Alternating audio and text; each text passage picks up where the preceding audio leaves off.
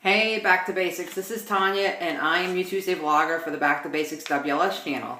And I'm going to do a quick update on the No More BS challenge for the month of July.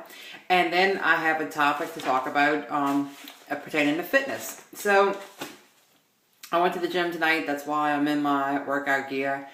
But for my No More BS challenge, I have to say I am doing well. I think today was my 10th day in a row with 10,000 steps or more. So, yay! I have to say my joints are not super happy with me. I have hips that are achy and I have a toe that's achy. And so I did have some friends suggest that I maybe cut myself some slack and give myself a day off. Just to kind of let my body rest. On Saturday, I didn't necessarily go like doing a 5K or, crazy walking, but I did go for a walk with my kids in the neighborhood, which took me, a little bit longer. And we kind of just like walked little laps around. They were on their bikes. And so I thought that was like a more relaxed kind of, not so rigid type of routine. So I in keeping with Pamela and Dana, Miss Dangerous, their little grading system, I'd say I give myself an A, maybe an A minus for fitness, because I haven't really been doing any toning and strength training. I've strictly been doing walking, and if I don't have my 10,000 steps by the end of the evening, I am running in place in the bathroom or in the bedroom before I have my shower, just to get in those extra few steps. So today, and I'm wearing my Fitbit, which I like. I'm at over 11,000 steps for today. So anyway, now for food, I'd say when I was so frustrated, I'd probably give myself a C for food, because it wasn't horrible, but I was doing the crazy, BS snacking at night. I still want to eat at night. I can't shake that desire to eat at night. But I think today's Tuesday, in the last 9 days, I've had one sugar-free chocolate, and that was tonight, and that's okay. It was like 35 calories. So I'm not worrying about that. And I've had lots of strawberries and blackberries, and trying to stick with fruit and trying to keep it healthy. I shifted to have a yogurt at night one night, so I'm trying to mix it up a little bit. So for food, I'd probably give myself an A minus. All day long, I'm really good. Mentally, I'd probably give myself a C, because I wish I didn't have to battle myself so hard. I wish I didn't have to put in so much thought and effort into it. I wish it came more naturally. Maybe that'll never happen. I don't know. But I would love it if I could get to a day in my life when I just don't even think about food, and I just strictly eat to live. And I just don't know if that'll ever be me. So I'll just continuously be a work in progress. So anyway, this is a topic I want to talk about. At my work, we get these news updates, like these health updates, and they have all kind of interesting articles. And sometimes the articles are interesting and good, sometimes they are not. But this week's I thought was good. It was Walking for Your Health, and it says a study appearing in the American Heart Association journal, blah blah blah, said that if you were to expend the same amount of energy walking that you were running, you get the same benefit. However, since running and walking do not expend energy at the same rate, you need to walk for 1 hour to get the same benefits that you would running for 35 to 40 minutes. Now, I am not a runner. I know I've said it a zillion times before, with my arthritis and my joint issues, I will never be a runner. I've accepted that. I wish I could. I have the heart, I have the desire, I have the stamina for it.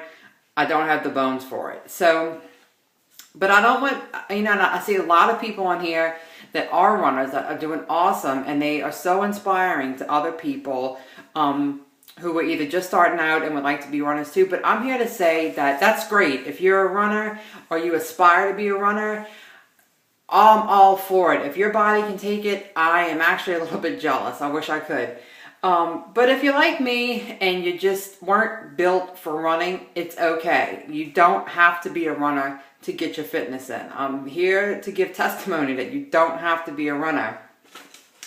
I started out my journey walking. I started walking 2 weeks after surgery when I got clearance from my doctor, and I started out at like a 3.5 pace, and I stuck with that pace and doing 45 minutes to an hour, 4, 5, 6 days a week.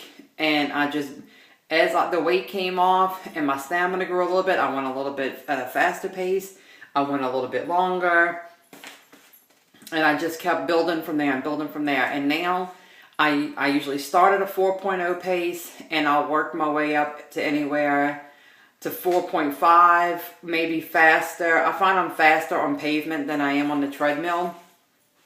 I'll do inclines. That's another thing I did. I did inclines to kind of build up my endurance, and now walking is easy for me, but I still have issues with my joints. My stamina is great, but joints. But I'm here to say that you can burn the calories, you can get fit, you can get cardiovascular work through walking. You don't have to be a runner. So in the article, it's saying something that we pretty much already know, that America gets in less steps than most countries, and everything's, you know, a little bit too convenient for us. But they said that if you're just starting out, you could start out just adding 2,000 steps a day. Just 2,000 steps a day. I know when I am not consciously exercising, I probably get about 4,000 steps in a day, which is not very much. And so it says 2,000 steps is about 1 mile of walking, which should take about 20 minutes, which I think is really long. I think a 4.0 pace is 15 minutes. I think you should probably take, if you're doing like an actual, you know, trying to make some kind of cardiovascular impact on your life, 3.0 pace is way too slow. I think you should go somewhere between 3.5 and 4.0 to kind of like get a burn. So don't try and get 10,000 steps all, you know, like straight off the bat. I mean, you hadn't exercised in years. I think it's too much of a shock, and I think it's not a realistic goal. I mean, I've been exercising now for like a year and a half, and I'm just now doing 10,000 steps a day for 10 days in a row. So don't, you know, go crazy with it. Don't go overboard. Add 2,000 steps, and then maybe in a month add another 1,000 steps to that, you know, and try and gradually build your way up to it, okay? It says, if you need motivation, make a list of the pros and cons of walking, you know, like the health benefits, you know, just pros and cons. I'm a big proponent of writing down your goals. I find when I write things down, they become more real to me, and I execute them more properly. So they say map it, and on my phone, which I'm recording my phone so I can't show you, but I use this app called Map My Walk, and I think Robin, Texas Mom, may have been the one that told me about it. I'm not sure. But you know, you download the app, and then you turn it on when you start your walk, and it'll talk to you in your ear and say, you know, it's 15 minutes and you've gone 1 mile, and then, you know, you keep going, and it tells you when it's 2 miles and 3 miles, and so it keeps a track for you. It uses a GPS, and I really like that. It just kind of lets me know exactly how long I've been walking. It tells you what pace you're walking, and that's kind of an interesting thing. So I really like Map My Walk, MAPMYWALK. Okay. If not, just get a pedometer. I got the Fitbit. It has an app that syncs on my iPhone, which I like any kind of little app. You know, we all have our faces in our phones constantly.